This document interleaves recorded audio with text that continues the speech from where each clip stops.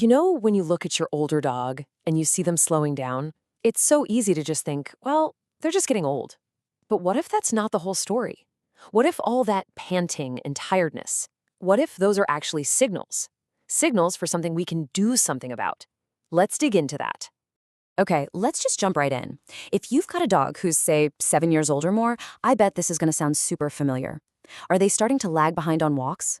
Panting like crazy even when it's not hot? Yeah, if you're nodding along, you are definitely not alone. And it's a really, really good thing you're noticing it. So you see these things, right? They get tired super easily on walks, they're panting a lot, their coat just doesn't have that shine anymore, and maybe you're seeing some flaky skin. These are the classic signs we just chalk up to old age. It's so easy to do, but we're about to find out why that might be a huge mistake. And this is the big shift in thinking I want you to have. These are not just signs of aging. Think of them as distress signals. Seriously, your dog's body is trying to tell you something. There's something else going on under the surface. All right, let's start cracking the code on these signals. It's time to figure out what's really behind all this. The culprit has a name, and it's called chronic cellular dehydration. Now hold on, this doesn't mean you're a bad owner or that their water bowl is empty. Not at all. It's a way deeper problem. It means their actual cells are thirsty. They're struggling to pull in the water they need to work properly. So you might be wondering, why does this happen? And why does it seem to start right around that 7-year mark? Well, the answer isn't in their water bowl, it's deep inside them, at the cellular level. I love this analogy because it makes it so clear. Think about a young, healthy cell. It's like a big, plump, juicy grape, just full of water. But as that cell gets older, it starts to lose its ability to hold on to that water. It becomes more like, well, a raisin, wrinkled and dehydrated. And that's literally what's happening to the cells inside your senior dog. And it's kind of like a double whammy. It's a two-part problem. First, as we just saw, the cells themselves just get worse at holding onto water. But then, on top of that, your dog's brain, the part that tells them, hey, I'm thirsty, it gets less sensitive with age. So get this, your dog could be desperate for water on a cellular level, but not even feel thirsty. It's like the perfect storm for dehydration. Okay, I get it. You're probably thinking, how on earth does a thirsty cell make my dog pant like crazy? It sounds like a big leap, right? But believe it or not, there's a direct line connecting the two. Here's the chain reaction. Step 1, dehydration actually makes their blood thicker, kind of like sludge. Step 2, their heart has to work way harder to pump that thick stuff all around their body. And what happens when a motor works too hard? It overheats.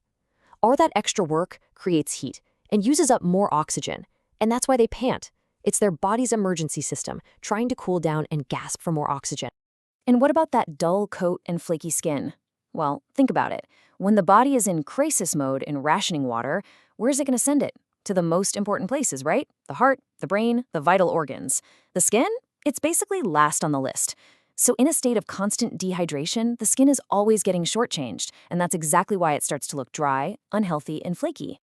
So the obvious solution is just give more water, right? Just keep that bowl full. If only it were that simple. It's a little more complicated than that. If you remember one thing from all this, let it be this. It's not about how much water your dog drinks. It's about how much water their cells can actually absorb. That's the whole game right there. And here's where it gets really crazy and kind of counterintuitive. If you just pour a ton of plain water into a dehydrated system, it can actually backfire. The body can get confused and think, whoa, too much water, and it tells the kidneys to just flush it all out, taking precious minerals with it and making the dehydration inside the cells even worse. Wild, right? So if plain water isn't the magic bullet, what is? Well, it's time to bring in the heroes of this story, electrolytes. Here's the easiest way to picture this. Imagine every one of your dog's cells has a locked door. Water is standing outside, wanting to get in, but it can't. Electrolytes, things like sodium and potassium, they are the keys that unlock those doors. Without the keys, the water just can't get inside where it's so desperately needed. So they have two super important jobs.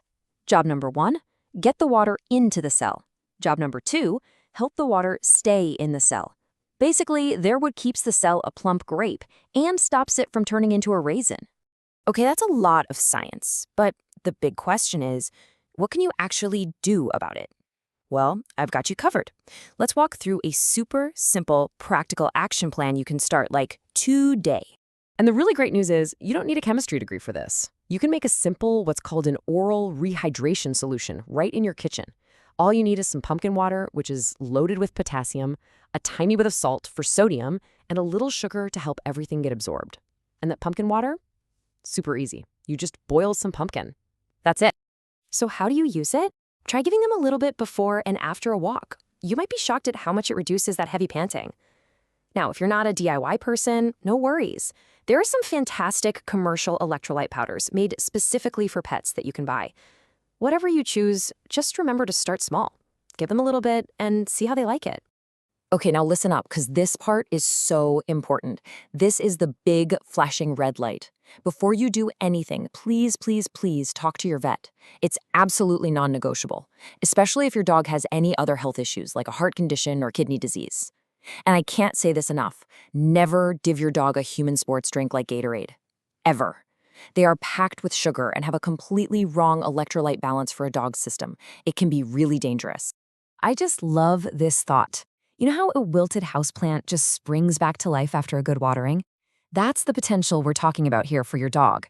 By getting them hydrated from the inside out at the cellular level, you can help bring back that spark, that energy that you thought was just gone forever. It's not just old age. And remember that magic number we talked about? 7. We're not just talking about very, very old dogs here. This whole process, this transition, it starts around age 7. That's the time to really start watching for these signs. So, I want to leave you with this. The next time you're out and you see your dog panting heavily after just a short walk, I want you to stop and ask yourself, what is this panting really telling me? Try not to see just an old dog getting tired. Instead, see a body that's sending you a secret signal, a signal for a problem that you might just be able to solve.